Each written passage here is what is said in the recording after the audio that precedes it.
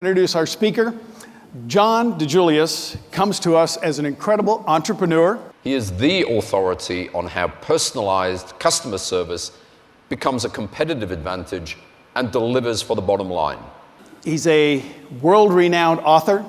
He's worked with companies including Lexus, Nordstrom, the Ritz-Carlton, Starbucks, and many more. A whole different take on service. He's going to say some things about service that are different maybe than anything you've ever heard. Any of you who've shopped at Nordstrom's or stayed at the Ritz know exactly what I'm talking about. Please welcome John DiJulius.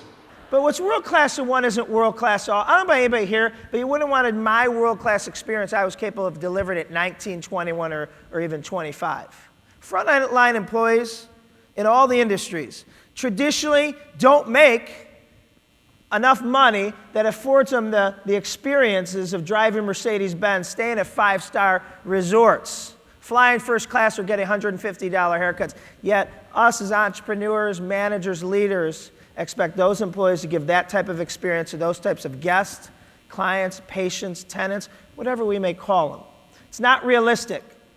So how good your organization, your locations, your franchisee, your company's customer service comes down to one critical thing, and I cannot emphasize this enough. It's the service aptitude of you and your organization. None of us are born with high service aptitude. None of us had it when we entered the work world. Service aptitude is a person's ability to recognize opportunities, to exceed customers' expectations, and these last four words are key. Regardless of the circumstances. Negative cues. We have signage. This is the worst. This is the worst everywhere. I mean, these are all real signs. I'm speaking in Fort Worth, Texas. I'm jogging in the morning, jogging by this high-end outside lifestyle mall with all the beautiful shops. This is a high-end wine bar. Beautiful wine bar. This is their door to get in. It has 14 no's on it. No athletic pants, shoes, shirts, no hats, no Bluetooth devices, no excessive jewelry, no baggy clothes, no t-shirts, no muscle shirts, no ripped, torn, or frayed clothing. What are they worried about? Take those all off and leave the last line on there. Business casual, business attire suggested. Bam, problem solved. That was 2 years ago. I went back literally last month, jogged by the same shopping center, and out of business, right? So look for negative cues. This is a doctor's office, reception. This is an actual picture. Windows closed at the reception. Please sign in and have a seat. This includes drop-offs. There's only one person working here. Please have patience. Do not stand in front or knock on the window. If no one is present, I'm either assisting another patient or handling specimens. Do we have negative cues? Don't punish 98% of the customers for what you're worried about 2% are doing. Can do. People say to me, it is impossible to expect our employees to bring their A game every day with all the stuff going on in their life. I don't agree. If they truly understand the part they play, they will understand that they're bringing, it's a burden that they have. Walt Disney World does it better than anyone. So I got to tour. I got to go underground. Magic Kingdom is a whole underground where customers punch in and punch out and take break. And I'm touring, and I see Snow White on a break smoking a cigarette. Like, holy cow. She's like, that idiot called me. I'm like, this is Snow White.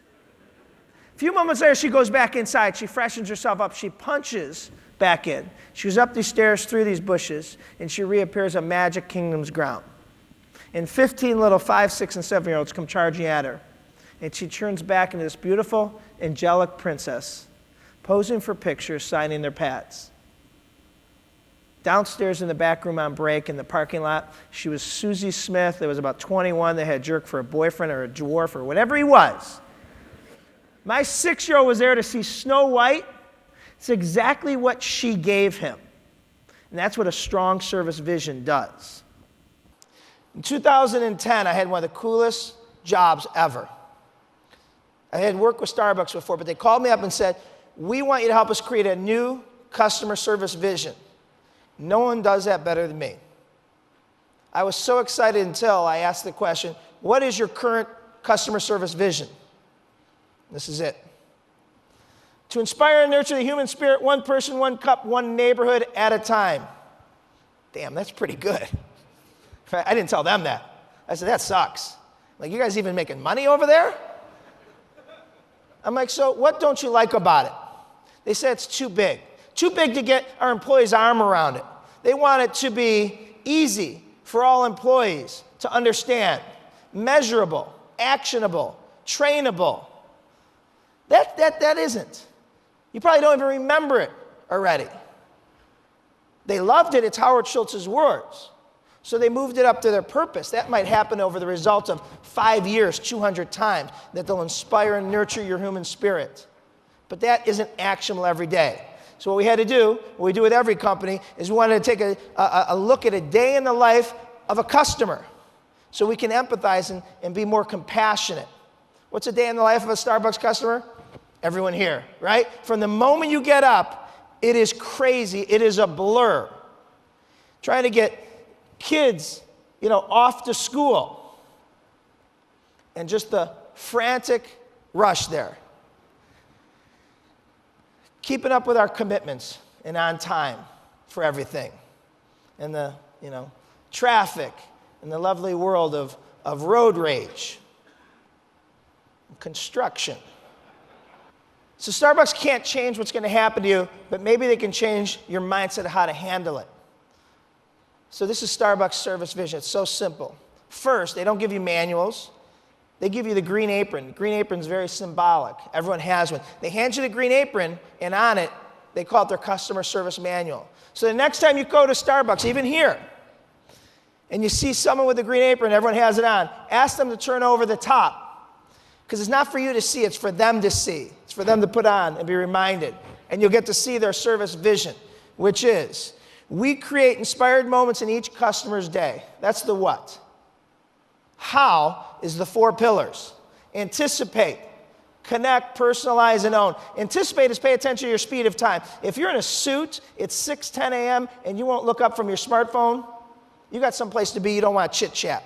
Versus a soccer mom at 9:15 after she drops her kids off. Connect is if I know you, have your drink ready, say something by you, or if I don't know you, just make a comment about the blouse, the shirt, the glasses. Personalize. There is over 80,000 ways you can order your Starbucks. Personalize it for however you want it. Own is my favorite. If someone takes a sip and doesn't like it, is that not what you wanted? I'd be happy to make you another one. Or, you've been made to wait too long at a Starbucks. After that, you pay and they thank you for your patience. They give you this card that says your next drink is on them. I love that. Starbucks has recognized a reoccurring service defect that they can't eliminate. They can reduce, but they can't eliminate. They've empowered their frontline employees to make it right. I call it the burden of your brand. Would you ever expect to go to Disney, entering the turnstile and see a cast member chewing tobacco on break, spitting? No, you just know that wouldn't happen. Would you ever expect to be in Atlantis, a Four Seasons, or a Ritz-Carlton, and you go up and say to an employee with a name badge on and say, can you tell me where the Focus Brand conference is? And they say, I work in housekeeping, and they turn away. No, you know that wouldn't happen. That's what I want your companies to represent. They're called nevers and always. Only have a few. I'm going to show you, 15 or 20. I don't want you to have 15 or 20. I'm just going to show you different ones that companies have. But these are things that, if they present themselves, we would never be seen doing or always be seen doing. Never point. If you can, show them. That might be a little bit more difficult in your world, but that's an example. Pointing on the phone is saying, you can get that off our website. She's not in right now. You can call back. That's pointing. Why are you making me do the work? My favorite one, there is nothing in either of my 2 companies, John Robert Spire, the DiJulius Group, that our employees need permission to do.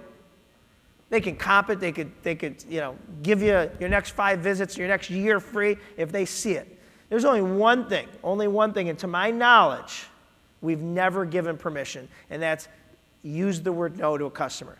You're not allowed. Now, it doesn't mean everything's a yes. Focus on what you can do.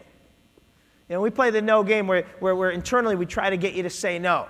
I don't care if I walk up to you and say, can I have a Big Mac? You can't say no. Well, we don't serve Big Macs. What we do serve, and the way you tell me about what you do serve, I never want a Big Mac again.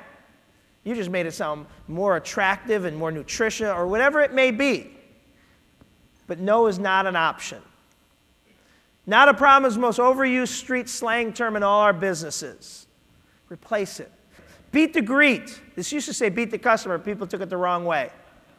I told my son this today on the elevator. Someone walked in and said hi to him before he said hi. I'm a little crazy, but I'm like, no one says hi to us before we say hi to them. Even when we walk down, beat the greet. You always say hi first. You always smile. Smile is part of the uniform. This is a big one. We send people home for being out of uniform. You don't seem happy. I am. You are?